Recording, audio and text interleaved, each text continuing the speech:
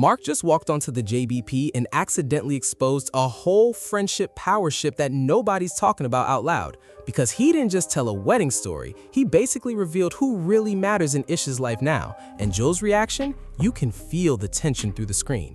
Ish, Marc, Joe, friendships, loyalty, silent jealousy, and behind the scenes who's closer to who politics are all getting mixed into one uncomfortable truth.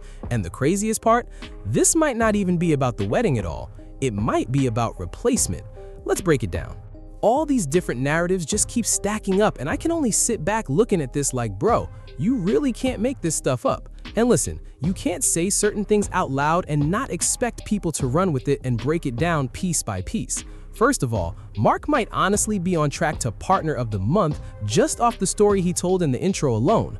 Marc basically explains that he had an actual wedding-style ceremony and it was only his closest friends in attendance, along with Dr. V's circle as well. And out of everybody, Ish and his lady were the only ones from the JBP side who showed up, which already sets the tone for everything else being discussed. Now, the reason Marc is getting so much attention is because of how detailed the whole story is, especially when it comes to what Ish allegedly brought into the situation and how it was framed. While everybody else is focused on that specific moment, I'm more locked in on two things: Marc not inviting most of the crew and Joe's reaction to all of it. Because Joe has gotten a lot better at masking certain feelings on camera, but you can still kind of read between the lines when situations like this come up. And Marc just keeps adding fuel to it every time he brings up how close he and Ish are outside the show. Whether it's going to a 76ers game, random personal calls, or life advice situations, Marc keeps making it clear that Ish is one of his main go-to people. And at this point, it almost feels like Marc has naturally stepped into that new Joe type of role in Ish's life when it comes to consistency and maturity.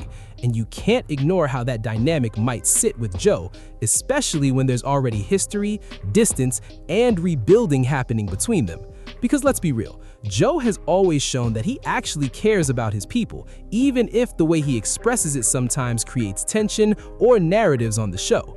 But at the same time, that same behavior is exactly why people start questioning friendships and dynamics when they watch things play out publicly.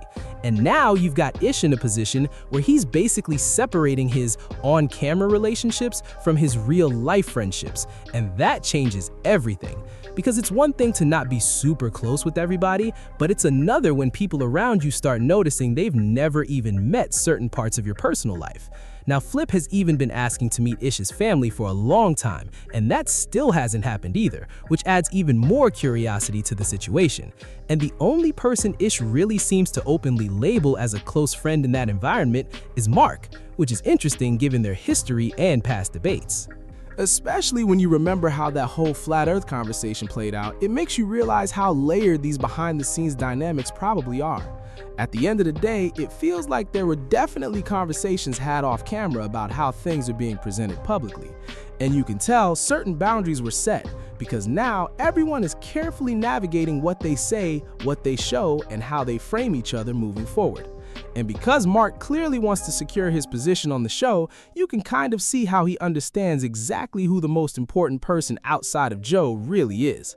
So yeah, he's making sure that connection stays solid, making sure they're linking up outside the show, going to games, and keeping that bond active in real life too.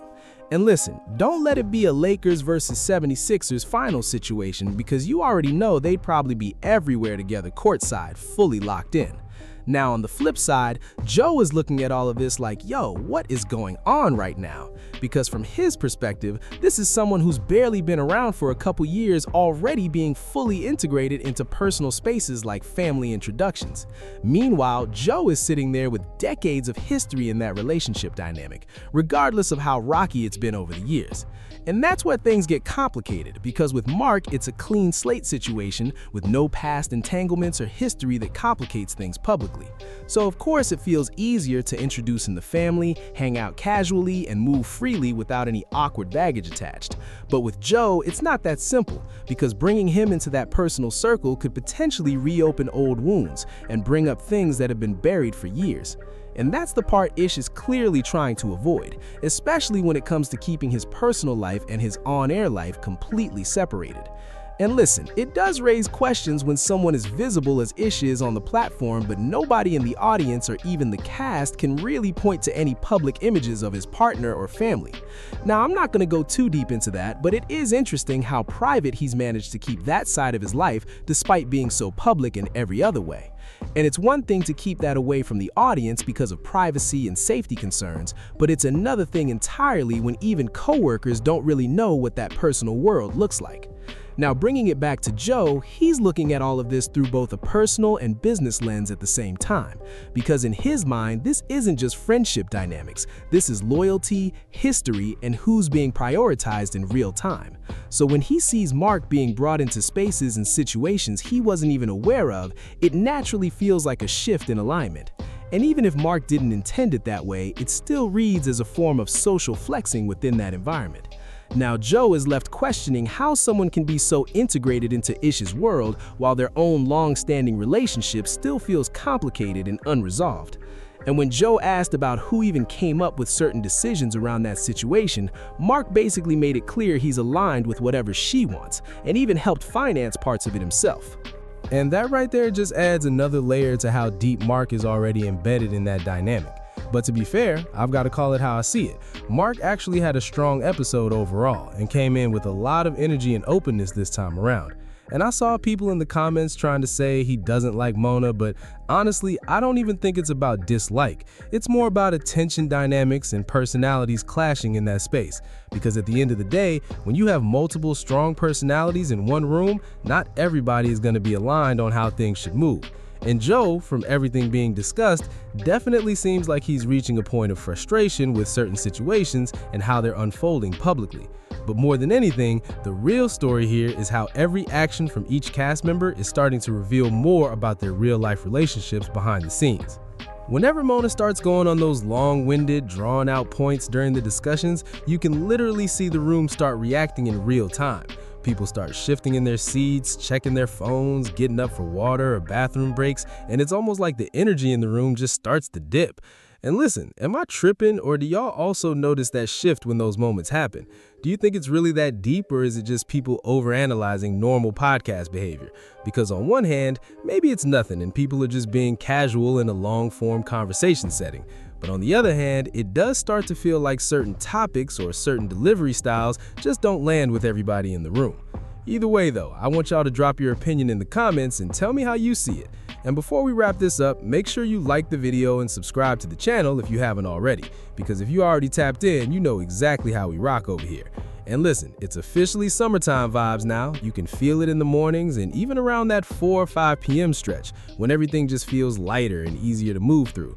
That means one thing for me personally. I'm about to be uploading way more content consistently from here on out. I'm basically stepping into that grind mode heavy, so expect a lot more videos dropping on a regular basis. And I also wanted to let y'all know I'm switching things up a bit in terms of content style moving forward. Instead of just speculating all the time, I'm going to break down specific topics they actually discuss and give my perspective on whether I agree or disagree with what's being said. That way we can get more focused, more structured breakdowns instead of just general commentary. And if you haven't already, make sure you check out my other page, Elevator Thought, because that's been growing heavy lately for reasons I honestly can't even explain. It's a completely different type of perspective over there, but still rooted in conversation and opinion-based content. And just to be clear, it's not about bashing anybody, it's more about offering a different lens on topics people are already talking about. But yeah, tap in over there too, and I'll catch y'all in the next one. Peace.